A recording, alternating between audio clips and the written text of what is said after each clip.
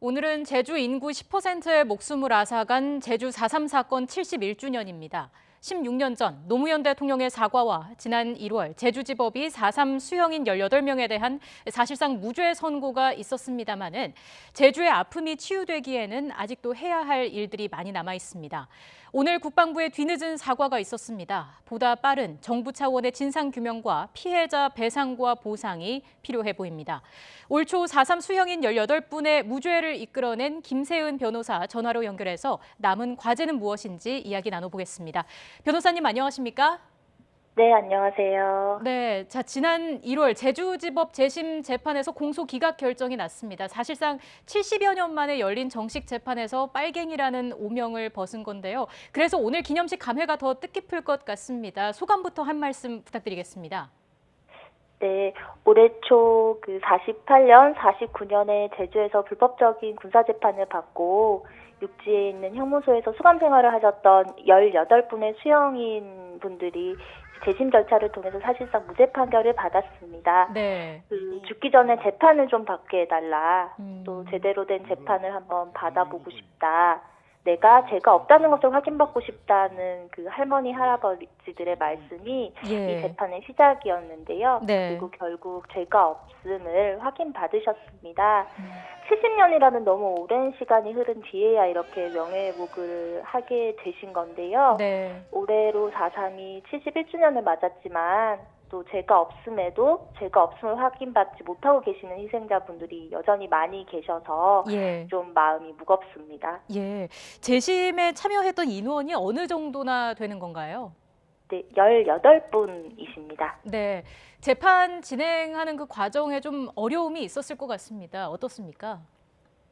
재판에서 가장 어려웠던 부분은요. 네. 그 당시 이루어졌던 재판에 관한 기록이 전혀 없어서 그때 이루어졌던 절차가 재판에 해당되느냐 여부조차 저희가 증명하기 어려웠다는 점이었는데요.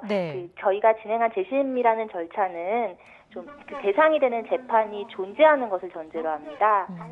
4.3 당시에 하루에 수백 명씩 재판이 이루어졌고 또 재판 기록이 전혀 남아있지 않다는 것은 그 절차가 얼마나 불법적으로 이루어졌는지를 단적으로 보여주고 있음에도 좀 아이러니하게도 자료가 남아있지 않아서 우리가 이런 절차를 진행할 때는 좀 어려움을 겪는 그런 문제점이 있습니다.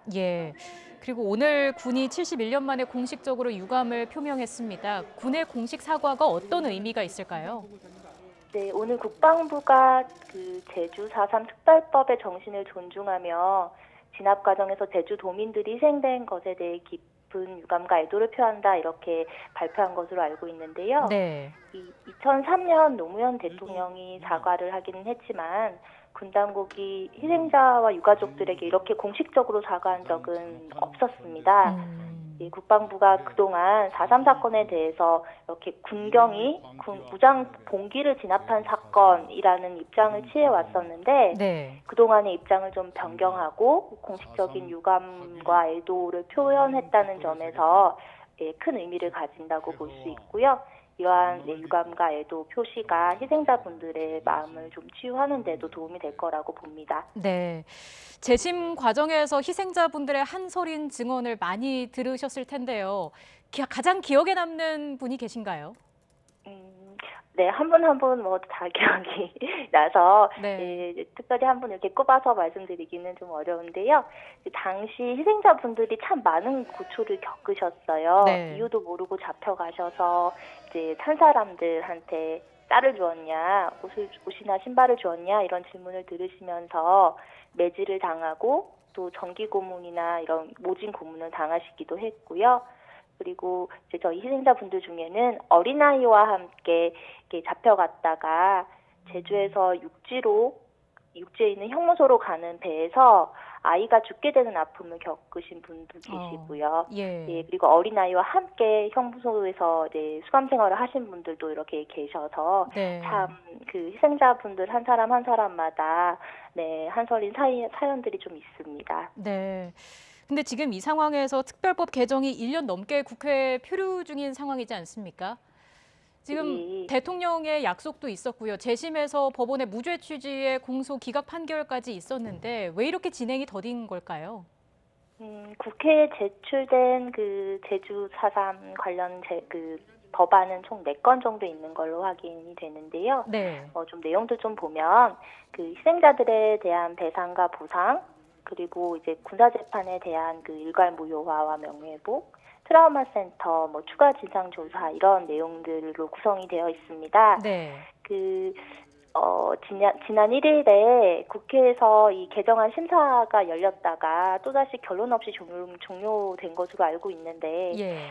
4.3 사건 피해자가 좀 규모가 크다는 특징 때문에 배상과 보상을 위한 예산에 좀 부담이 있을 것으로 보이고요.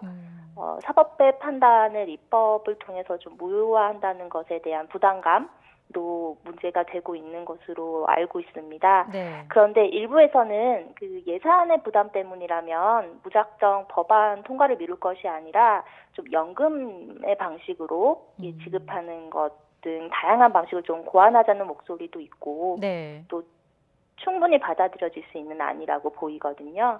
그리고 당시 절차가 불법적이었다는 것이 명백한 이상 국가가 조금 더 적극적인 방식 그리고 신속한 방식으로 피해 회복에 나서야 되기 때문에 좀 특별법이 통과되는 것이 참 중요한 일이라고 생각합니다. 예, 말씀해 주신 대로 4건이 지금 계류 중인 상황인데 가장 시급한 법안은 뭐라고 보시는지요?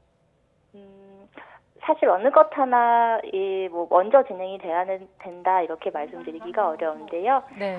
희생자분들에 대한 배상과 보상이 이루어져야 되고 좀 추가 진상 조사도 함께 이루어져야 된다고 봅니다. 그 배상 보상 문제에 있어서는 어떤 어려움이 있습니까? 사실 제주 4.3 사건의 피해자 규모가 다른 이제 저희가 과거사 사건이라고 하는 그 국가의 행위로 인한 이제 피해들에 비해서 희생자 규모가 참 큰 편에 해당됩니다. 네. 그래서 이러한 분들에게 모두 배상과 보상을 하기 위해서는 아주 큰 예산이 있어야 될 것으로 보여서요. 네. 그 점이 가장 큰 어려움이 되고 있습니다. 예. 자, 마지막으로요. 앞으로 남은 과제는 뭐라고 보십니까? 네. 가장 큰 과제는 특별법이 입법이 되는 것이고요. 이러한 구체적인 배상과 보상이 이루어지는 개정이 이루어지고, 그리고 이렇게 저희가 진행한 것처럼 그 재심 절차를 통해 한 분 한 분이 피해자들이 법원에서 목소리를 내고 명예회복을 하는 것이 아니라 일괄적으로 이런 불법적인 재판의 효력을 무효화하는 작업이 시급하다고 보입니다. 네, 알겠습니다. 오늘 말씀 여기까지 듣겠습니다. 김세은 변호사였습니다. 고맙습니다. 감사합니다.